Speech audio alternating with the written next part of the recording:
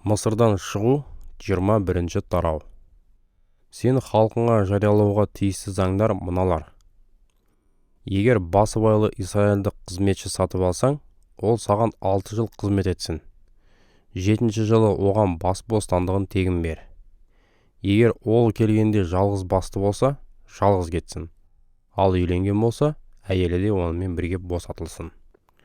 Егер қожайыны қызметшісіне әйел алып беріп, сол оған ұл қыздарын туса, онда әйелі мен балалары қожайында қалып, қызметшінің жалғыз өзі ғана босатылсын. Алайда қызметші, қожайынымды, әйелім мен балаларымды сүйемін, бостандық алмаймын десе, қожайыны қызметшісін төрешілердің алдына алып барсын. Оны есіктің не жақтауының қасына қойып, сырғалығын бізбен тессін. Сонда ол қожайынның өмірлік басыбайлы қызметшісі болып қалады. Егер біреу қызын басыбайлы қызметші болуға сатып жіберсе, сол еркек қызметшілер сияқты бостандық ала алмайды. Алайда қыз өзі үшін таңдап алған қожайынына ұнамаса, қожайыны соның туысқандарына оны құнын төлеп босатып алуларына рұқсат етсін. Бірақ өзі уәдесінде тұрмағандықтан, оны бөтен біреуге сатуға құқығы жоқ. Егер оны ұлы үшін таңдаған болса, оған өз қызы іспетті қарасын. Ал қожайыны оған өзі үйленіп, одан кейінде әйел алса, онда қызметші әйел жеткілікті тамақтан, киім-кешектен, жұбайлық қақыларынан құр қалмауға тиіс. Егер қожайыны осы 3 нәрсемен қамтамасыз етпесе, қызметші әйел құны төленбей-ақ тегін босатылсын. Кім біреуді ұрып өлтірсе, соның өзі өлтірілсін. Алайда егер оны ешқандай арам ниетсіз Құдайдың жол беруімен істеген болса, онда ол өзін белгілейтін бас сауғалау жеріне қашсын. Бірақ егер амалын тауып зұлымдықпен кісі өлтірсе, оны қашып паналап барған менің құрбандық орнына шығарып алып, өлімге бұйырыңдар. Ата-анасын ұратын өлтірілсін. Кісі ұрлап, сатқан немесе оны өз қолында мәжбүрлеп ұстаушы өлтірілсін. Ата-анасын қарғайтын өлтірілсін. Адамдар төбелесіп, біреуі екіншісін таспен не жұдырықпен ұрып соғып, сол өлмегенде төсек тартып жатып қалса, егер ол орнынан тұрып далаға таяқпен шықалатын болса, ұрып соққан өлімге бұйырылмайды. Бірақ ол жәбір көргеннің жұмысынан қалғанының және толықтай емделуінің шығындарын өтесін. Егер біреу не еркек, не әйел болсын, басыбайлы қызметшісін таяқпен ұрып, ол содан өліп қалса, онда қожайыны жазалансын. Ал егер қызметшісі 1-2 күннен кейін орнынан тұрып кетсе, қожайыны жазаланбасын. Себебі қызметшісі оның меншігі. Біреулер төбелесіп, аяғы ауыр әйелді ұрып, ол түсік тастап, бірақ өзіне содан басқа зақым келмесе, онда кінәлі кісі әйелдің күйеуіне оның талабы мен төрешілердің шешіміне сай айып төлеуге тиіс. Ал әйелдің өзіне де зақым келтірілсе, онда мына аралықта ғана кек алынсын. Жанға жан, көзге көз, тіске тіс, қолға қол, аяққа аяқ беріліп, күйік үшін күйдірілсін, жарақат үшін жарақатталсын, көгерген үшін көгертілсін. Біреу басыбайлы қызметшісінің не еркек, не қыз әйелі болсын, көзінен ұрып, жанарын зақымдаса, сол үшін оған бас бостандығын берсін. Егер оны ұрып, тісін сындырса, сол үшін де бас бостандығын берсін. Біреудің мүйізді ірі қарасы не ер, не әйел адам болсын, басқаны сөзіп өлтірсе, сол мал таспен атқыланып өлтіріліп, еті желінбесін. Ал есіне кінә тағылмасын. Алайда сол мал бұрыннан да сүзеген болып, иесі бұл туралы ескерту алғанмен, оны қамап ұстамаған болса, мал сол себептен де біреуді өлтірсе, онда сол ірі қара таспен атқыланып өлтіріліп, есіне де өлім жазасы берілсін. Ал егер есіне тек айып қана салынса, онда ол өз жаны үшін белгіленген құнды төлеп аман қалсын. Осы заңның күші не ұл баланы, не қыз баланы сүзіп өлтірген мүйізді ірі қараға да жүреді. Егер мал басыбайлы қызметшіні сөзіп өлтірсе, оның қожайынына мал иесі 30 мысқал күміс төлеп, мал таспен атқыланып өлтірілсін. Біреу шұңқыр не құдық қазып, немесе аузын ашып, оны жаппай кетіп, соған біреудің мүйізді ірі қарасы не есеге құлап түсіп өлсе, онда шұңқырдың қожайыны мал иесіне құнын төлесін, ал өлімтік соныкі болсын. Біреудің мүйізді ірі қарасы көршісінікін сүзіп өлтіріп тастаса, олар тірі қалған малды сатып, түскен ақшасын, сондай-ақ өлімтікті де тең бөліп алсын. Алайда сол малдың сүзегендігі бұрыннан да белгілі болғанмен, иесі оны қамап ұстамаған болса, онда ол мал орнына мал төлесін, ал өлімтік оныкі болсын. Мысырдан шығу. 22-ші тарау. Біреу мүйізді ірі қара, не ұсақ мал ұрлап сойып алса, немесе сатып жіберсе, ол айып ретінде бір ірі қара үшін 5-еуін, бір ұсақ мал үшін 4-еуін төлесін. Біреу түнде бұзып кіріп жатқан ұрыға тап болып, оны ұрып өлтірсе, төгілген қан оның мойнына жүктелмейді. Ал егер оқиға жарықта болған болса, онда төгілген қан оның мойнында. Ұры ұрланған заттардың орнын толтырсын. Егер ештеңесі болмаса, онда соларды төлеу үшін өзі басбайлы қызметшілікке сатылсын. Егер ұрланған малдар не мүйізді ірі қара, не есек, не қой ешкі болсын, оның қолынан тірідей табылса, онда ол ұрлағандарын 2 есе етіп қайтарып берсін. Біреу егістігінде, не жүзімдігінде малдарын бағып, олардың басқа біреудің егістігінде емін-еркін жайылуына жол берсе, онда ол өз егістігінің, не жүзімдігінің өнімінің ең жақсысынан айып төлесін. Егер өрт тұрып, тікенді бұталарды қамтып, жиналған астық бауларын, пісіп тұрған егінді, я болмаса бүкіл егістікті өртеп жіберсе, онда сол өртті шығарған адам шығынның орнын толтыруға тиіс. Біреу жақынына ақшасын, не дүниесін сақтап қоюға аманаттап, олар соның үйінен ұрланып, ұры қолға түссе, ол ұрлағандарын 2 есе етіп қайтарсын. Ал ұры табылмаса, үй иесі Құдай тағайындаған төрешілердің алдына барып, оның өз жақынының меншігіне қол сұқпағандығы айқындалсын. Кез келген даулы мал дүние туралы, мүйізді ірі қара, есек, қой ешкі, киім-кешек, не басқа да жоғалған меншік жайында біреу жоғалтқаным осы десе, 2 жақта мәселені төрешілердің алдына алып барсын. Олар Құдай алдында кімді кінәлі деп тапса, сол жақынына 2 есе етіп қайтарсын. Біреу жақынына есегін, мүйізді ірі қарасын, қой ешкісін, не басқа бір малын баға тұруға беріп, сол өліп немесе жарақаттанып қалса, яки біреу айдап кетіп, бұл жайтты ешкім көрмеген болса, онда малды бағуға алып қалған жақынымның меншігіне қол сұқпадым деп, жаратқан иенің алдында ант берсін. Екеуінің арасындағы даулы мәселе осылай шешілсін. Мал иесі мұны қабылдап, анау ештеңе төлемесін. Алайда мал қорадан ұрланса, иесіне құны төленсін. Егер жыртқыш аң-құсқа таланса, онда бағушы өлімтігін дәлел ретінде көрсетіп, ол үшін ештеңе төлемейді. Біреу жақынының малын пайдалана тұруға сұрап алып, иесі жоқ кезде мал жарақаттанып не өліп қалса, оны алған адам құнын төлесін. Бұл жағдай мал иесінің көз алдында болса, онда малдың құны төленбейді. Ал егер мал пайдалана тұруға жалға алынса, онда жалдама ақысы төленген шығынның орнын толтырады. Біреу ешкімге айттырылмаған пәк қызды еліктіріп, онымен жақындасса, сол қалың малын төлеп, қызға үйленсін. Ал әкесі оған қызын ұзатуға келіспесе, онда айыпкер қалың мал мөлшерінде күміс ақша төлесін. Сиқыршыларды тірі қалдырмаңдар. Малмен жақындасатын әркім өлтірілсін. Жалғыз жаратқан иеден басқа тәңірлерге құрбандық шалған әркім түп тамырымен құртылсын. Жат жұрттық келімсектерге қысым көрсетіп, зорлық-зомбылық жасамаңдар. Өздерің де Мысырда жат жұрттық болып тұрдыңдар ғой. Жесірлер мен жетімдерге жәбір көрсетпеңдер.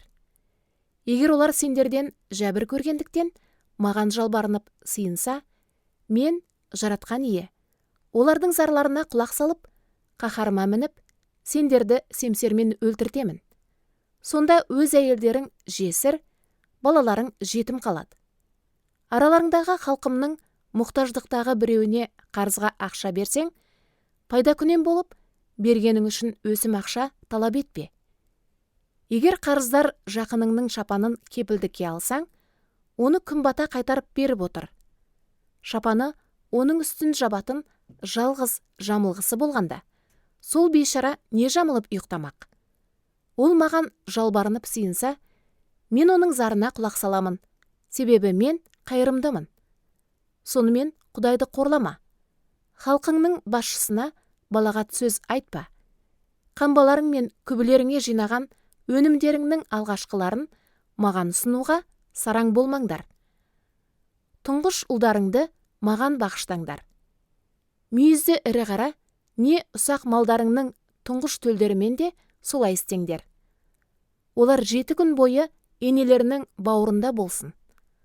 Ал 8-ші күні оларды маған құрбандыққа шалыңдар. Сонда сендер маған бағышталған қасиетті боласыңдар. Далада таланған хайуанның етін жемей, итке тастаңдар. Мысырдан шығу 23-ші тарау. Құр лақап таратпа. Жалған куәгер болып, әділетсіз адамға қол ұшын берме. Көпшілікке еріп те зұлымдық жасама. Даулы мәселеге куәлік келтіргенде көпшіліктің ықпалымен шындықты бұрмалама. Кедейдің де қисығысын дауда қолдама. Біреудің адасып жүрген мүйізді ірі қарасына не есегіне тап болсаң, оны міндетті түрде иесіне айдап апарып бер. Біреудің есегі жүгінің ауырлығынан жығылып тұра алмай қалғанын көрсең, оны сол күйінде қалдырып кетпе. Жүгін түсірісіп, дұрыстап теңдеуге көмектес. Малдың иесі сені жек көретін дұшпаның болса да, солай істеуге тиіссің. Араларыңдағы мұқтаж адамның даулы мәселесін теріс шешпе. Әділетсіз айыптаудан аулақ жүр. Кінәсізді әрі әділді өлімге бұйырма. Мен зұлымдық жасағанды ақтамаймын. Пара алма. Себебі пара көрегеннің көзін соқыр қылады, әрі әділдің сөзін бұрмалайды. Жат жұрттық адамға зорлық зомбылық жасамаңдар. Жат жұрттық көңіл күйін жақсы ұғасыңдар. Өйткені өздерің Мысыр елінде жат жұрттық болып тұрыңдар емес пе? 6 жыл бойы жеріңе егін егіп өнімін жина. Ал 7-ші жылы оны өңдемей тынықтыр. Халқыңның мұқтаждары содан шыққан өніммен күндерін көріп, одан қалғандарымен даланың аңғустары қоректенсін. Жүзімдігіңмен және зәйтін бақтарыңмен де солай істе. 6 күн жұмысыңды істеп, 7-ші күні демал. Сонда өгізің мен есегің тынығып, қызметшілеріңде жат жұрттық адамдарың да демалсын. Өздеріңе айтқандарымның бәрін де орындаңдар. Басқа тәңірлерге сыйынбаңдар. Олардың аттары ауыздарыңнан еш шықпасын. Маған арнап жылына 3 мейрам өткізіңдер. Жыл сайын ашымаған нан мейрамын тойлаңдар.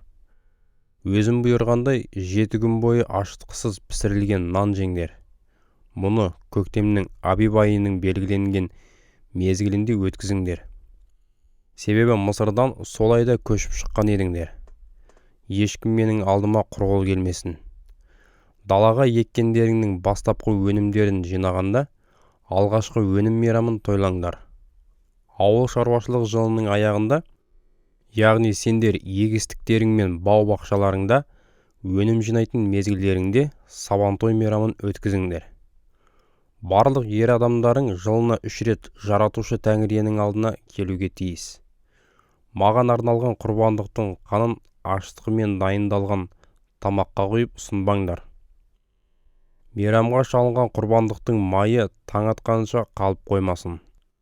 Жерлеріңнен алға шыққан өнімдердің ең жақсыларын құдайларың жаратқан енің келуіне алып келіңдер. Лақтың етін енесінің сүтіне пісірмеңдер. Тәңірие тағы былай дейді: тыңдаңдар, Мен сендерді жолда қорғап, өзім дайындаған жерге алып баратын періштені алдарыңнан жіберіп отырмын. Оны ренжітуден сақ болып, айтқандарына құлақ асып, оған қарсы қасарыспаңдар. Ол менің атымнан әрекет ететіндіктен бас көтерулеріңді кешірмейді.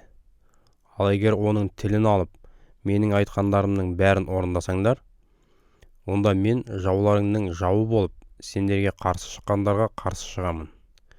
Менің періштем алдарыңнан жүріп отырып, сендерді аморлықтар, хеттіктер, перездіктер, қанахандықтар, хефтіктер және ебістіктердің қоныстанған жеріне алып барады. Ал мен соларды құртамын. Олардың тәңірлеріне табынбаңдар, әрі істегендеріне еріктемеңдер. Қайта, олардың тәңір мүсіндерін талқандап, тас бағаналарын қиратыңдар. Құдайларың жаратқан иеге қызмет етіңдер. Сонда ол нан суларыңды жарылқап, мынадай уәде береді. Мен араларыңнан ауру сұрқау атаулыны қуамын. Елдеріңде не түсік тастайтын, не құрсақ көтермейтін әйел заты, әрі аналық мал болмайды. Мен сендерге толық мерзімді өмір сыйлаймын. Уәделі елге бет алған жолдарыңда, мен алдарыңнан үрей тудырып, сендер тап болған әрбір халықты әбігерге түсіріп, барлық жауларыңды кері қашуға мәжбүрлеймін. Мен алдарыңнан хефтіктер, қанахандықтар және хеттіктердің зәрелерін ұшыратын қорқынышты жіберіп, оларды қуып шығамын. Алайда жер елсіз қалып, далада сендерге зиян келтіретін аң-құстар көбейіп кетпес үшін, мен сол тайпаларды бір-ақ жылда қуып шықпаймын. Сендер өсіп-өніп, сол елді емденіп алғанша, оларды алдарыңнан біртіндеп қуып шығып отырамын. Қамысты теңізден бастап, филистерлер жағалай мекендеген жерорта теңізіне дейін, Негев даласынан Евфрат өзеніне дейін шекараларыңды орнатамын. Сол жердің тұрғындарының билігін саған беремін. Оларды қуып шығатын боласың. Солармен де, олардың табынатын тәңірлермен де ымыраласпаңдар. Сендерді маған қарсы күнәға батырмас үшін, олар елдеріңде бірге тұрмауға тиіс. Әйтпесе солардың тәңірлеріне құлшылық етіп, күнәнің торына түсесіңдер. Мысырдан шығу 24-ші тарау. Кейін жаратқан ие Мұсаға былай деп те бұйырды.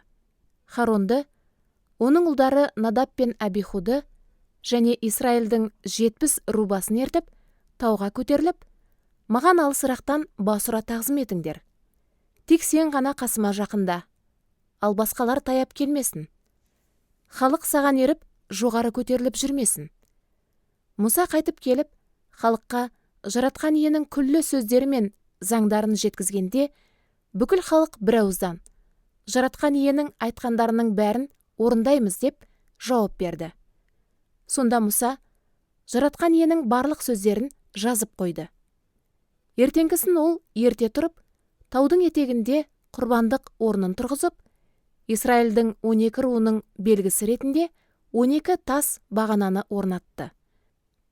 Исраилдіктердің арасынан жас жігіттерді жіберіп, олар жаратқан иеге арнап бірнеше малдарды шалып, түгелдей өртеп ұсынды.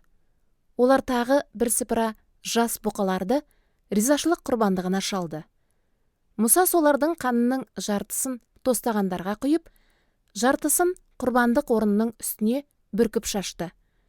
Содан кейін ол келісім кітабын алып, халыққа дауыстап оқып берді. Олар жаратқан иенің айтқандарының бәрін орындап, мойынсұнатын боламыз деп жауап қайырды. Содан Мұса қанды алып, оны халыққа бүркіп тұрып, бұл жаратқан иенің осы айтылған сөздердің бәрі бойынша өздеріңмен жасаған келісімін бекітетін қан деді. Мұса мен Харон, Надап пен Абиху және Исраилдің 70 рубасы жоғары көтеріліп, Исраилдің сыйынатын құдайының аянын көрді. Оның табанының асты аспандай мөлдір, жарқылдаған саф көк асыл тас төселген алаңға ұқсады. Құдай Исраилдің үрім бұтағынан таңдаған басшыларына қарсы қол көтерген жоқ. Олар Құдайдың аянын көріп, оның алдында тамақ ішті. жаратқан ие Мұсаға бұлай деп бұйырды: таудың басына көтеріліп, осы жерде бол. Мен саған халыққа үйрету үшін өзім ережелерім мен өсиеттерімді жазған тас тақташаларды беремін. Сонда Мұса көмекшісі Иешуамен бірге тауға көтерілді. Ал Мұсаның өзі ғана Құдай тауының басына шықты. Ол рубасыларға: біз қайтып келгенше осы жерде қалыңдар. Харон мен Хур сендермен бірге болады. Мәселелері барлар соларға жүгінсін деген болатын. Мұса көтеріліп бара жатқанда тауды бағаналы бұлт басып, жаратқан иенің нұрлы салтанаты Синай тауына орнады. Бұлт тауды 6 күн бойы жауып тұрды. 7-ші күні жаратқан ие бұлттың ортасынан Мұсаға тіл қатты. Исраильдің үрім бұтағының көздеріне жаратқан иенің нұрлы салтанаты таудың басында бәрін жалмап қоятын 30 бетті көрінді. Мұса бұлттың ортасына кіріп, таудың басына көтерілді. 40 күн, 40 түн бойы ол сонда болды. Мысырдан шығу 25-ші тарау. Сонда жаратқан ие Мұсаға мынаны бұйырды: Исраилдің үрім бұтағына былай де: олар маған сый тартулар бағыштап ұсынсын. Шын жүрегімен ниеттенген әрбір адамнан өзінің маған арнаған тарту таралғысын қабылдап алыңдар. Олардан қабылдайтындарың мыналар болсын: алтын, күміс, қола, ерілген қою күлгін, күрең қызыл, ал қызыл жүн жіптер және жіңішке ерілген зығыр жіптер, ешкінің түбіті, қызыл түске боялған қошқар терілері, борсық терілері, аққараған ағашы, майшамға қажетті зәйтүн майы, май жағу рәсімінде қолданылатын майға қосылуға немесе түтетілуге арналған хош иісті заттар. Сондай-ақ бастыни қызметкердің жеңсіз сырт киіміне және төс қалтасына тағылатын оникс пен тағы басқа да асыл тастар. Исраилдіктер маған арнап киелі шатыр дайындап жасасын. Мен халық арасында сол жерде тұратын боламын. Бәрінде мен саған көрсететін киелі шатыр мен ондағы бұйымдардың үлгісіне дәлме-дәл сай етіп жасаңдар. Аққараған ағашынан сандық жасат. Ұзындығы 2,5, ал ені мен биіктігі 1,5 шынтақтан болсын. Іші сырты саф алтынмен қапталып, жоғарғы ернеуі айналдыра алтынмен әшекеленіп жиектелсін. Сандық үшін 4 алтын шығыршық құйғызып, төменгі 4 бұрышына, екеуін бір жақ бүйіріне, қалған екеуін қарама-қарсы бүйіріне бекіттір. Мұнан кейін аққарағаннан сырықтар жасатып, алтынмен қаптат. Сандықты көтеріп алып, жүру үшін сырықтар оның екі бүйіріндегі шығыршықтардан өткізілсін. Сырықтар әрдайым шығыршықтарға кигізулі тұрсын. Оларды алып тастауға болмайды. Мен өзіңе беретін келісім жайлы айғақтарды осы сандықтың ішіне салып қой. Сандықтың қақпағында саф алтыннан жасат. Ұзындығы 2,5, ені 1,5 шынтақ болсын. Қақпақтың екі жақ шетіне керуб деген күзетші періштелердің екі мүсінін алтыннан балғамен соғып жасатып орнатқыз. Олар қақпақпен бірге біртұтас алтыннан жасалсын. Керуб мүсіндері қанаттарын жоғары жайып, қақпақты көрегейлеп, беттері бір-біріне қарама-қарсы қақпаққа қарап тұрулары керек. Мен өзіңе беретін келісім жайлы айғақтарды сандыққа салды, үстін қақпақпен жауып қой. Сол жерден келісім сандығы қақпағының үстіндегі екі керуб мүсіндерінің ортасынан мен саған тіл қатып, Исраилдің үрім бұтағына сен арқылы бұйыратын ережелерімнің бәрін тапсырамын. Аққараған ағашынан үстел жасат. Ұзындығы 2, ені 1, биіктігі 1,5 шынтақ болсын. Үстел саф алтынмен қапталып, жақтауы айналдыра алтынмен қапталсын. Үстелдің бетін айналдыра 4 елі бойы ернеумен жиектетіп, соны да алтынмен қаптат. 4 алтын шығыршық құйдырып жасатып, оларды үстелдің аяқтары орнатылған 4 бұрышына бекіттір. Үстелді көтеріп жүруге арналған сырықтар өткізілетін осы шығыршықтар ернеу жиегіне жақын орнатылсын. Сырықтарды ақ қарағаннан жасатып, алтынмен қаптат. Үстелдің аяқ табақтары мен табаларын және құйылып ұсынылатын сұйық тартуларға арналған құмыралар мен тостағандарын саф алтыннан жасат. Нан тартуларын үстелге қойып отыр. Олар ұдайы менің алдымда болсын. Саф алтыннан шам қойғышта жасат. Оның тұғыры мен діңгегі, мүсінделген тармақтары, гүл тостағаншалары, қауыздары және бүршіктері түгел біртұтас алтыннан балғамен соғылып жасалсын. Діңгегінен екі жағына 3-3-тен 6 тармақ шығуы керек. Әр тармақта шар тәрізді 3 бүршіктен тараған, қауыздарын ашқан 3 алтын бадам гүлінен болсын. Ал ортадағы діңгекте дәл осындай 4 алтын бадам гүлі болуы керек. Бұл гүлдердің бүршектері екі жаққа созылған 3 жұп тармақтың діңгектен шыққан жерлерінің астыңғы жағында орналассын. Тармақтары мен бүршіктерімен бірге шам қойғыш түгелде біртұтас саф алтыннан балғамен соғылып жасалсын. Шам қойғышқа 7 май шамын дайындатып, оларды жарығы алдыңғы жағына түсіп тұратын етіп, діңгек пен тармақтардың бастарына орнат. Оның білте түзеткіштері мен табақшаларын да саф алтыннан жасат. Шам қойғыш пен қажетті құрал жабдықтары үшін бір ат басындай саф алтын жұмсалсын. Байқа, барлығын саған осы тау басында көрсетілген үлгіге сай жасайтын бол. Мысырдан шығу 26 тарау. Киелі шатыр үшін 10 жабын жасат. Олар жіңішке зығыр және қою күлгін, күрең қызыл, ал қызыл түсті жүн жіптерден тоқылып, бетіне керубтердің бейнелері шебер кестеленсін. Барлық жабындардың көлемі бірдей болсын. Ұзындығы 28, ені 4 шынтақтан. Жабындарды 5-5-тен қатарластыра біріктіріп тіккіз. Осылай біріктірілген екі жапқышты бір-біріне қосу үшін әрқайсысының бір жақ шетіне қою күлгін жіптен баулық сияқты 50 ілгек дайындатып бекіттір. Екі жапқыштың жиегіндегі 50-50-ден жасалған ілгектер бірдей қашықтықта бір-біріне тұспа-тұс келсін. Алтыннан 50 ілмек шығыршық жасатып, солармен жапқыштың екі жартысын біріктірді. Осылайша киелі шатыр біртұтас жапқышпен жабылатын болады. Шатыр төбесін жабу үшін түбіттен тағы 11 жабын тоқыт. Барлық 11 жабынның көлемі бірдей болсын. Ұзындығы 30, ені 4 шынтақтан.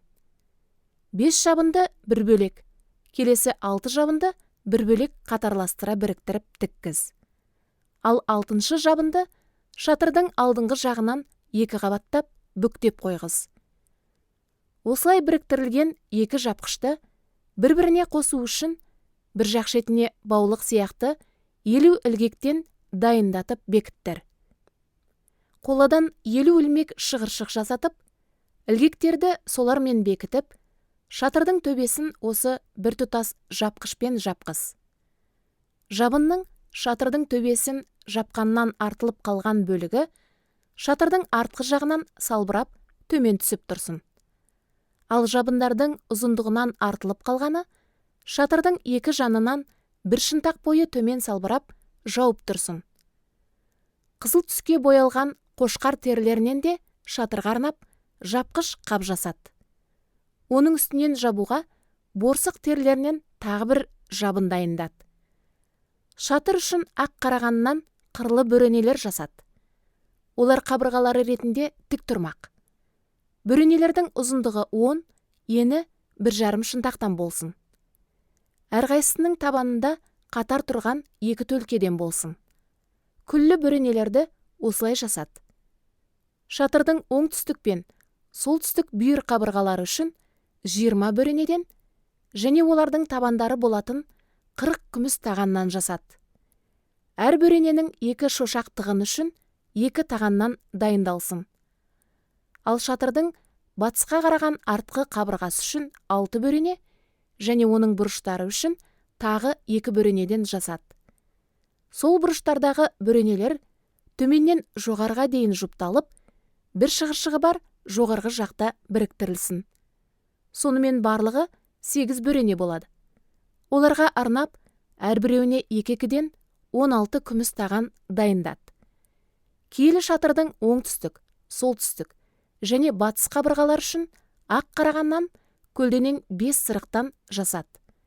Ал ортаңғы сырықтар бөренелердің ортасынан өтіп, қабырғаның бір басынан келесі басына дейін жететін болсын. Бөренелерді, сырықтарды және бұларды өткізетін шығыршықтарды алтынмен қаптады. Киелі шатырды өзіңе осы тау басында көрсетілген үлгіге сай дайындап тұрғыз. Қою күлгін, күрең қызыл, алқызыл жүн және жіңішке иірілген зығыр жіптерден ішкі шымылдық тоқытып, бетіне керубтердің бейнелерін шебер кестеледі. Ақ қарағаннан 4 бағана жасалып, алтынмен қапталып, оларға алтын ілгіштер орнатылсын. Бағаналар 4 күміс тағанға бекітіліп тұрғызылсын. Шымылдықты бағаналардағы алтын ілгіштерге ілгізіп қой. Шымылдық ілінген соң, оның ішкі жағына келісім сандығы кіргізіліп қойылсын. Осылай шымылдық сендер үшін қасиетті бөлмені ең қасиетті бөлмеден ажыратып бөліп тұратын болады. Мұнан кейін сол ең қасиетті бөлмеде келісім сандығының бетіне қақпағын қойғыз. Шымылдықтың сыртқы жағына, яғни қасиетті бөлмеге үстелді, оған қарама-қарсы киелі шатырдың оңтүстігіне қаратып, шам қойғышты орналастырды. Ал үстел солтүстік жақта тұрсын. Киелі шатырдың кіре берісіне арнап қою күлгін, күрең қызыл, алқызыл жүн және жіңішке иірілген зығыр жіптерден шымылдық тоқыт. Оны іліп қою үшін ақ қарағаннан 5 бағана жасатып, алтынмен қаптатып, оларға алтын ілгіштер орнатқыз. Бағаналарға арнап, қоладан 5 таған құйдыр. Мысырдан шығу 27-ші тарау. Шалынған құрбандықтарды түгелдей өртейтін үстелді ақ қарағаннан жасады.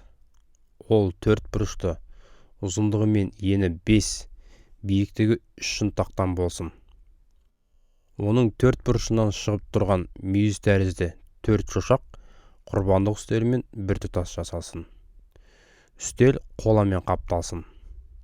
Үстелдің мына құрал саймандарының бәрін қоладан жасады. Күл салғыштар мен қалақтар, қан бүркуге арналған тостағандар, шанышқылар және шоқ салатын табалар. Отқа арналған торды да қоладан жасады. Оның 4 бұрышында 4 қола шығыршығы болсын.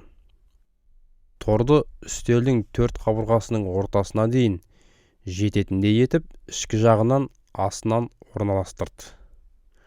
Үстелге арнап ақ қарағаннан қоламен қапталған сырықтар жасады. Олар сол шығыршықтарға кіргізіліп, құрбандық үстелін көтеріп алып жүрген кезде, оның 2 бүйірінде болмақ. Сонымен құрбандық үстелін қоламен қапталған тақтайлардан, оның ішін қуыс етіп жасады. Ол өзіңе осы тау басында көрсетілген үлгіге сай жасалуға тиіс. Киелі шатырдың ауласын жасады. Оның оңтүстік және солтүстік жақтарының ұзындығы 100 шынтақтан болсын. Ауланы жіңішке зығыр жіптен тоқылған перделер қоршап тұрсын. 20 қола тағанға орнатылған 20 бағана және сол бағаналарды байланыстыратын күміс ілгіштері мен сырықтарын жасады. Ауланың батыс жағының ұзындығы 50 шынтақ болып, оның перделері 10 тағанға орнатылған 10 бағанаға ілініп қойылсын. Ауланың кіреберісі орналасқан шығыс жағы да 50 шынтақ болсын. Кіреберістің екі жағындағы перделердің ұзындығы 15 шынтақтан болып, әрқайсысы 3 тағанға орнатылған 3 бағанаға ілінсін. Ал аула кіреберісінің өзіне арнап ұзындығы 20 шынтақ перде тоқыт. Ол қою күлгін, күрең қызыл, алқызыл жүн және жіңішке зығыр жіптерден түрлі өрнектермен кестеленіп тоқылсын. Пердені іліп қою үшін 4 тағанға орнатылған 4 бағана дайындады. Ауланы қоршап тұрған барлық бағаналар бір-бірімен күміс сырықтарымен байланыстырылсын. Ілгіштері күміс, тағандары қола болсын. Ауланың ұзындығы 100, ені 50, ал перделердің биіктігі 5 шынтақ болсын. Олар жіңішке зығыр жіптен тоқылсын. Киелі шатырдың әртүрлі жұмыстарға қолданылатын барлық басқа құрал жабдықтары, ауланы қоршаған бағаналар және шатырдың өзін бекітуге қажетті күрлі қазықтар да қоладан жасалсын. Шам қойғыштың шамдары ұдайы жанып, жарық қылулары керек. Сол үшін израильдіктерге зәйтүн жемісінен келіде түйіп сығып алынған таза май әкелуге тапсырма бер. Кездесу шатырындағы келісім сандығының алдында, ілінген шымылдықтың сыртқы жағында, жаратқан иенің алдында Харон мен оның ұлдары күн батқаннан таң атқанша шамдардың жанып тұруын қамтамасыз етсін. Бұл Израиль халқының болашақ ұрпақтарына берілген тұрақты ереже. Мысырдан шығу. 28-ші тарау. Бүкіл Израиль үрімбұтағының арасынан менің діни қызметкерлерім болу үшін ағаң Харонды, ұлдары Надаб, Абиху, Элазар, Этамармен бірге қасыңа шақырып алдырды. Қадір құрметпен сән салтанат көрсету үшін ағаң Харонға арнайы киімдер тіккіз. Харонның менің қызметіме бағышталып тағайындалу рәсімі кезінде киетін сол киімдерін дайындау жайында өзім ерекше дарынға кенелткен барлық парасатты адамдарға нұсқау бер. Олар жасап дайындауға тиіс киімдер мыналар: төс қалта, жеңсіз сырт киім, сырт көйлек, бедерленіп тоқылған ұзын көйлек, сәлде және жалпақ белбеу. Маған діни қызмет көрсетулер үшін ағаң Харон мен оның ұлдарына арнап шеберлер осы киімдерді дайындасын. Сол үшін алтын талшықтар, әрі қою күлгін, күрең қызыл, алқызыл жүн және жіңішке зығыр жіптер қолданылсын. Шеберлер жеңсіз сырт киімді алтын талшықтардан, әрі қою күлгін, күрең қызыл, алқызыл жүн және жіңішке зығыр жіптерден кестелеп тоқып дайындасын. Сырт киімнің алдыңғы, артқы бөліктерінің жоғарғы жақтарын бір-бірімен байланыстырып тұратын екі иық жапсырмасы болсын.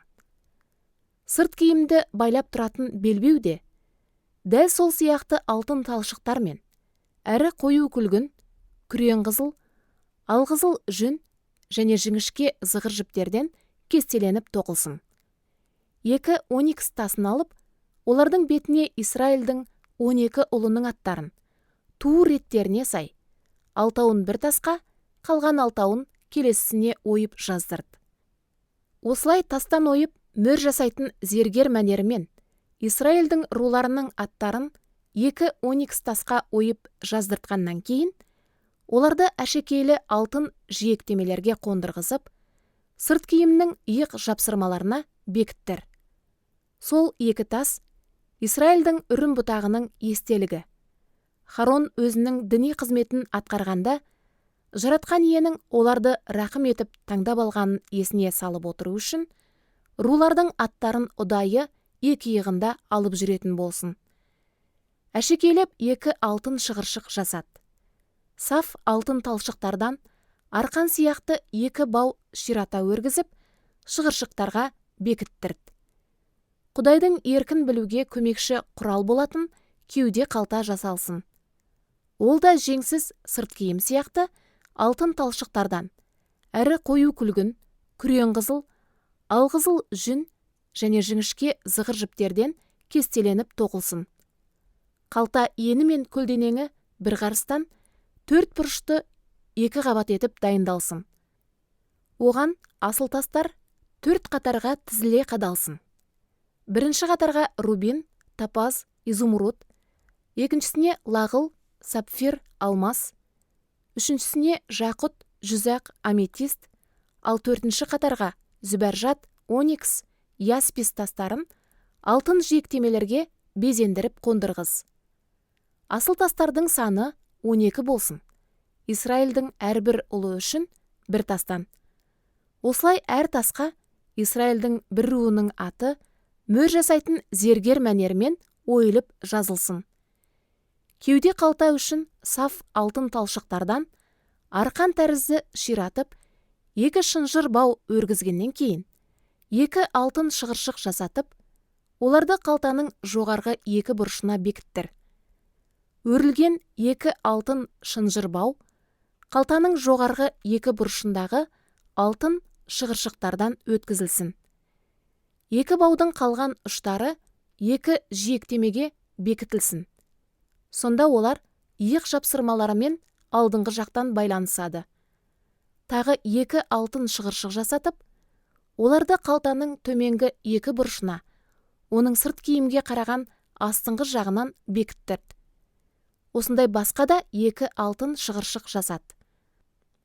Олар сырт киімнің алдыңғы жағында, оның артқы алдыңғы бөліктерінің түйіскен жеріне таман, қолтықтың астынан, белбеудің үстінен бекітілсін. Бұл шығыршықтар қою күлгін баулар арқылы қалтаның төменгі жағындағы шығыршықтармен байланыстырылсын. Сонда кеуде қалта өз орнынан қозғалмай, белбеудің үстіңгі жағында берік тұратын болады. Осылайша Харон киелі орынға кірген сайын Исраиль руларының аттарын жүрек тұсында жаратқан иенің алдында естелік ретінде алып жүрмек. Кеуде қалтаға нұр және кемелділік деген қасиетті жеребелерді салып қой. Харон жаратқан иенің алдына барған сайын, олар да Харонның жүрек тұсында болмақ.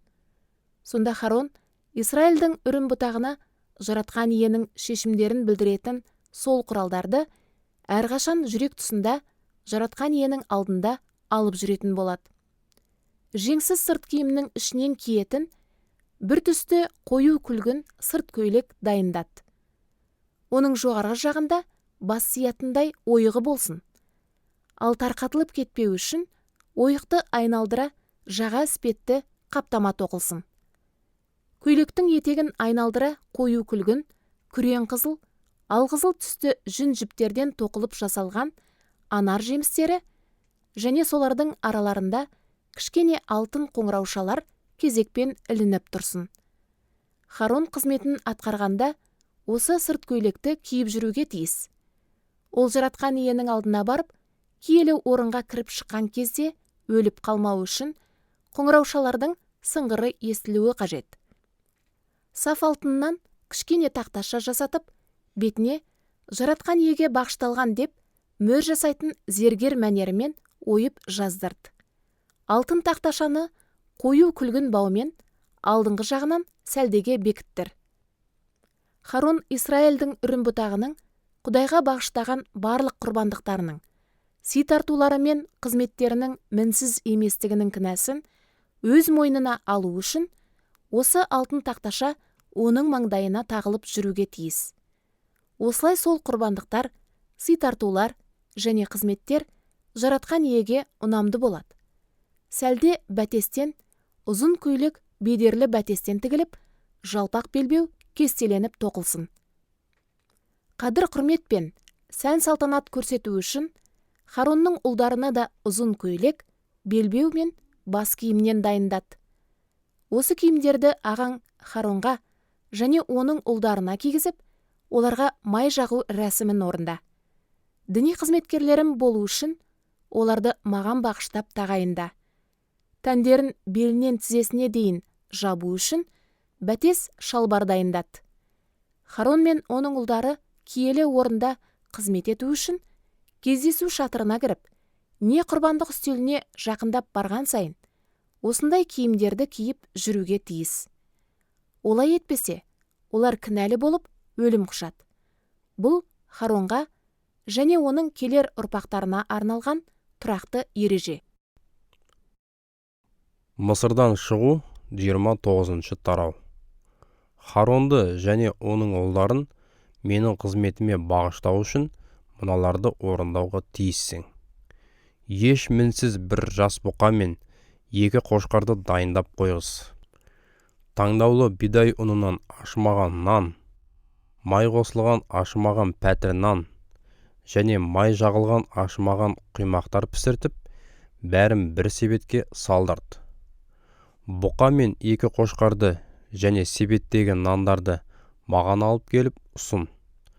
Харон мен ұлдарын менімен кездесетін шатырдың кіреберісіне алып келіп, оларды тазару рәсімінен өткіз. Арнайы киімдерді алып, Харонға ұзын көйлек, сырт көйлек, жеңсіз сырт киім кигізіп, кеуде қалтаны таққыз да, жеңсіз сырт киімін кестеленіп тоқылған белбеумен байлат. Басына сәлдені кигізіп, Құдайға бағышталғандығын белгілейтін алтын тақташаны маңдай жағына бекітіп байла. Арнайы майды алып, оның басына құйып жақ. Бұдан кейін Харонның ұлдарында алдыртып, оларға ұзын көйлектері мен бас киімдерін кигізіп, белбеулерін байлат. Осылайша Харон мен оның ұрпақтары тұрақты ереже бойынша діни қызметкерлер болып қалады. Оларды мына рәсімдер арқылы қызметтеріне тағайында. Жас бұқаны кездесу шатырының алдына алдырт. Харон мен ұлдары бұқаның басына қолдарын қойсын. Бұдан кейін бұқаны кездесу шатырының кіреберісінің жанында, жаратқаненің алдында құрбандыққа шалып, оның біразырақ қанын саусағымен құрбандық үстелінің мүйіз тәрізді шошақтарына жағып, қалған қанның бәрін үстелдің түбіне төк. Бұқаның шарбы майын, бауырының үстіндегі көк етін әрі қос бүйрегін майларымен бірге алып, құрбандық үстелінің үстінде өртеп жібер. Ал бұқаның етін, терісі мен жынын ел қонысының сыртына шығарып өртеткіз. Себебі бұл күнәнің құнын өтейтін құрбандық. Мұнан кейін 2 қошқардың бірін алдырт. Харон мен ұлдары оның басына қолдарын қойсын. Қошқарды құрбандыққа шалып, қанын алып, құрбандық үстелінің барлық жағына шаш. Қошқарды мүшелеп бөл. Шек қарнын, сирақтарын жуып, оларды басы мен мүшеленген бөліктерінің үстіне қой. Осылай қошқарды толығымен құрбандық үстелінің үстінде түтетіп, өртеп жібер. Осы түгелдей өртелген құрбандық жаратқан еге өртелу арқылы ұсынылған хош иісті де ұнамды тарту. Бұдан кейін 2 қошқарды алдырт. Харон мен ұлдары оның басына да қолдарын қойсын. Қошқарды құрбандыққа шалып, оның біразырақ қанын алып, соны Харон мен ұлдарының оң құлақтарының сырғалықтарына, оң қолдарының бас бармақтарына, оң аяқтарының үлкен башайларына жақта, қалған қанды құрбандық үстелінің барлық жағына шаш. Сол қаннан және жағу рәсіміне арналған майдан біразырақ алып, Харон мен ұлдарының өздеріне және үстеріндегі киімдеріне бүрк. Сонда өздері де, киімдері де Құдайдың қызметіне толықтай бағышталған болады. Осы қошқардың бүкіл майларын ал. Майлы құйрығын, шарбы майын, бауырының үстіндегі көк етін, қос бүйрегін майларымен бірге әрі оң жақ сан етін. Себебі ол діни қызметкерлерді тағайындау рәсіміне арналған қошқар. Жаратқан еге ұсынылған себеттен бір дөңгелек нан, май жағылған құймақ және май қосылған бір пәтір нанды ал. Мұның бәрін Харон мен ұлдарының қолдарына беріп, әрі бері терпеп, жаратқан еге ұсыныңдар. Содан кейін осы тартулардың бәрін олардың қолдарынан алып, құрбандық үстелінің үстінде түгелдей өртелген құрбандыққа қоса өртеп жібер. Бұл жаратқан еге өртеу арқылы ұсынылған хош иісті де ұнамды тарту. Харонның қызметіне тағайындалуына арнап шалынған қошқардың төсін алып келді, оны жаратқанның алдында әрі бері тербеп ұсын. Ол сенің үлесің болмақ. Сол құрбандық қошқарының Харон мен ұлдарына арналған үлестерін өздеріне табыста. Жоғары көтеріліп, Тәңіріге ұсынылған оң жақ сан етін және тербетіліп ұсынылған төс етін. Израильдіктердің Харон мен ұлдарына ұдайы беретін тұрақты сыбағасы осы болмақ. Өйткені бұл израильдіктердің жаратқан иемен қарым-қатынастарына ризашылықтарын білдіретін құрбандықтарынан оған бағыштауға тиісті бөліктері. Харонның арнайы киімдері өзінен кейін келер ұрпақтарына аманатталсын. Сонда олар соларды киіп, Құдайға бағышталып, қызметтеріне тағайындала алады. Харонның ізбасары болып, киелі орында қызмет ететін ұрпағы сол киімдерді 7 күн бойы кездесу шатырына кіргенде киюге тиіс. Харонның қызметіне тағайындалу рәсіміне байланысты шалынған қошқардың төсі мен қол етін алып, арнайы орында асып пісірді. Харон мен оның ұлдары қошқардың осы етін және себеттегі нандарды кездесу шатырының кіреберісінің алдында жесін. Олар Құдайға бағышталып, қызметтеріне тағайындалған кездерінде күнәнің арамдығынан тазару үшін ұсынылған осы құрбандықтардың етін және тартуларды тек өздері ғана жесін. Басқа ешкімнің де олардан жеуіне болмайды. Өйткені сол тағамдар Тәңірге арналған.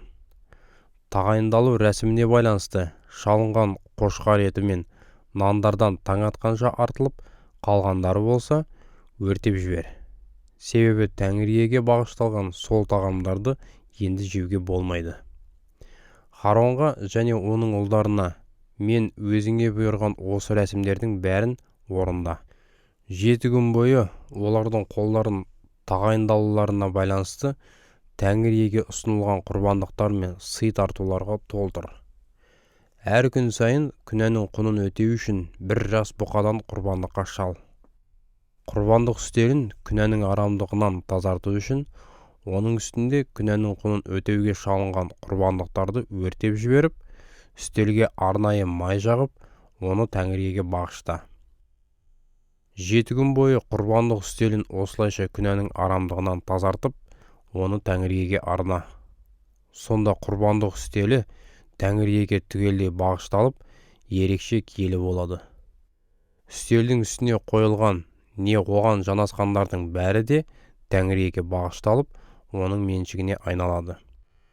Тұрақты түрде күн сайын құрбандық үстелінің үстінде өртеліп ұсынылатындар мыналар. Бір жастағы 2 тоқты, біреуі таңертең, екіншісі кешке шалынып, өртеліп ұсынылсын. Бірінші тоқтыға қоса 3 қадақ сығып алынған таза зайтын майымен араластырылған таңдаулы бидай ұнынан 1 пұттың 10-нан 1 бөлігін алып өртеп жібер. Сұйық тарту ретінде 3 қадақ шарапты соның үстіне құйып ұсын. Екінші тоқтыны ымырт жабыла құрбандыққа шал. Оған қоса таңертеңдегідей астық және сұйық тартуларын да ұсын. Олар жаратқан Иеге өртелу арқылы ұсынылған, хош иісті де ұнамды сый тартулар болмақ. Бұл келер ұрпақтарыңның да күн сайын шалып, өртеу арқылы жасауға тиісті құрбандығы. Оны жаратқан Иенің алдында, кездесу шатырының кіреберісінің жанында ұсыныңдар. Осы жерде мен сенімен кездесіп, саған тіл қатпақпын. Мен Израиль халқымен де осында кездесіп, бұл жерді ұлы салтанатыммен өзіме бағыштап киелетемін. Осылайша мен кездесу шатыры мен құрбандық үстелінде Харон мен ұлдарында өзіме қызмет етуге бағыштап, Израильдің үрім бұтағының арасында тұрып, олардың құдайы боламын. Сонда олар өздерінің құдайы жаратқан Ие мен екенімді түсініп, араларында тұру үшін оларды Мысырдан алып шыққанымды білетін болады. Мен олардың құдайы жаратқан Иемін. Мысырдан шығу 30-шы тарау. Хош иісті заттарды өртеп түтету үшін ақ қараған ағашынан арнайы үстел жасат. Ол 4 бұрышты, ұзындығы мен ені 1, биіктігі 2 шынтақтан болсын. Әрі 4 бұрышының үстіңгі жағынан мүйіз сияқты шығып тұрған шошақтарымен бір тұтас жасалсын. Үстелдің бетін, бүкіл жақтаулары мен шошақтарын да саф алтынмен қаптатып, бетін айналдыра алтын ернеумен жиектет. Ернеудің астына, үстелдің қарама-қарсы 2 жағына, 2-2-ден алтын шығыршықтар орнат. Соларға үстелді көтеріп алып жүретін сырықтарды кіргізу керек. Сырықтар ақ қарағаннан жасалып, алтынмен қапталсын. Үстелді келісім сандығының және оның үстіндегі қақпақтың қарсы алдындағы шымылдықтың алдына қойғыз. Сол жерде мен сенімен кездесетін болам. Харон күн сайын таңертең шамдарды реттеп дайындаған кезде, үстелдің үстінде хош иісті заттарды түтетуі керек. Ымырт жабыла шамдарды жаққан кезде де Харон сондай тартуды түтетіп ұсынуға тиіс. Бұл келер ұрпақтарыңның да жаратқан ие алдында тұрақты орындайтын түтету рәсімі. Осы үстелдің үстінде басқа ешқандай тарту, не Тәңір иеге бағышталмаған бөтен хош иісті зат, не шалынып түгелдей өртелетін құрбандық, не астық тартуын ұсынбаңдар. Сұйық тартуларда оның үстіне құймаңдар. Харон жылына бір рет күнәнің құнын өтеу үшін шалынған құрбандықтың қанын түтету үстелінің мүйіз тәрізді шошақтарына жағып, осылайша үстелді күнәнің арамдығынан тазартсын. Бұл рәсімді келешек ұрпақтарың да жыл сайын орындауға тиіс. Себебі түтету үстелі жаратқан иеге толықтай бағышталған ерекше киелі. Бұдан кейін жаратқан ие Мұсаға тіл қатып былай деді: Исраильдің ер адамдарын түгендеп санап жатқан кезде, санаққа кірген әркім өз өмір үшін жаратқан иеге жан басы салығын төлесін. Сонда олар санақтан өткенде індетпен жазаланбайды. Санақтан өтіп жатқан әр адам салмағы жарты мысқал күмісті жаратқан иеге тарту ретінде бағыштасын. Мұндағы мысқал салмағы 20 герахтан тұратын, киелі орында қолданылатын ресми өлшем. Жасы 20-ға толған, не одан асқан әрбір ер адам жаратқан иеге осындай сый тарту ұсынуға тиіс. Жан басы үшін жаратқан иеге арнап төленетін осы төлем бай үшін жарты мысқалдан артық болмасын. Кедей үшін одан кем де болмасын. Исраильдің ер адамдарынан жан басы салығын қабылдап, кездесу шатырының қажетіне жарат. Осылай сендердің жеке бастарың үшін төлеген осы төлемдерің жаратқан ие алдындағы естеліктерің болмақ. Содан соң жаратқан ие Мұсаға мынаны бұйырды: жуыну рәсімі үшін қоладан қазан жасатып, қола тұғырға орнатқыз. Қазанды кездесу шатыры мен құрбандық үстелінің екі ортасына қойып, ішін суға толтырды. Осы сумен Харон мен ұлдары аяқ қолдарын жуып тазартсын.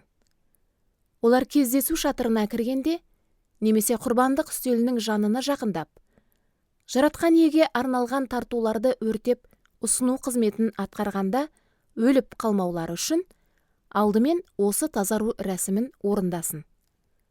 Олар аяқ қолдарын жуып тазартуға тиіс. Егер олай етпесе, өлім құшады. Бұл Харон мен оның келер ұрпақтарына арналған тұрақты ереже. Жаратқан ие Мұсаға тағы да тіл қатып, былай деді: өзің ең таңдаулы хош иісті мына нәрселерді, сұйық мүр шайырынан 500 мысқал, жұпар иісті дәм қабық пен хош иісті қамыс тамырының өзегін 250 мысқалдан, яғни мүр шайырының жарты мөлшерінен дайындап ал. Бұларға дәм қабық ағашының кептірілген гүлдерінен 500 мысқалда қос. Осы мөлшерлер киелі орында қолданылатын ресми өлшем бойынша болсын. Және 15 қадақ зәйтүн майын да ал. Киелі шатырдағы қызметке кіріскен кезде, адамдар мен заттарға май жағу рәсімін жасау үшін арнайы шеберлер бұл заттарды келіде түйіп, араластырып, хош иісті май қоспасын дайындасын. Осы қоспаны кездесу шатыры мен келісім сандығына, үстел мен оған қатысты ыдыстарға, шам қойғыш пен оған қажетті бұйымдарға, түтету үстеліне, құрбандық өртелетін үстел мен оның құрал саймандарына, және жуынатын қазан мен тұғырына май жағу рәсімін жасағанда қолдан. Солай етіп, осы аталғандарды маған түгелдей бағышта. Олар ерекше киелі болады. соларға жанасқан әр нәрсе және әрбір адамда маған бағышталып, меншігіме айналады. Харон мен ұлдарына да май жағу рәсімін орындап, оларды менің қызметіме бағыштап, өзімнің діни қызметкерлерім етіп тағайында. Израиль халқына мына сөздерімді жеткіз. Тағайындау рәсіміне арналған бұл май қоспасы маған ғана арналған. Келер ұрпақтарыңда оны тек осылай қолдануға тиіс. Осы хош иісті май қоспасын басқа адамдардың денесіне жағуға да, өздеріңе қолдану үшін сондай құрамдағы қоспаны жасауға да болмайды. Ол тек маған ғана арналған. Оны киелі деп санаңдар. Кімде-кім осындай май қоспасын өзі жасайтын болса, немесе қолдануға болмайтын басқа біреуге жақса, сол адамды халқының арасынан аластау қажет. Жаратқан ие Мұсаға тағы мынаны бұйырды. Әрқайсысынан бірдей мөлшерде етіп, мынадай хош иісті заттарды дайындап ал. Жұпар иісті шайыр тамшылары, қабыршақ, халбан шайыры, хош иісті дәмдеуіштер және таза ладан шайыры. Осы хош иісті заттардың әрбіреуінен бірдей мөлшерде ал. Арнайы шеберлерге солардан жұпар иісті түтету қоспасын жасат. Ол тұзбен араластырылып, таза да киелі болсын. Түтету қоспасының біразын ұнтақтап, кездесу шатырының ішіне. Мен өзіңмен кездесіп, саған сөзімді арнайтын орынға, яғни келісім сандығының қарсы алдына қой. Оны тек маған ғана бағышталған ерекше киелі деп есептеңдер. Осындай құрамда өздеріңе хош иісті түтету қоспасын жасамаңдар. Оны жалғыз жаратқан иеге ғана бағышталған киелі деп санаңдар. Кімде-кім өзі үшін түтетуге осындай қоспаны жасаса, сол халқының арасынан аластатылуға тиіс.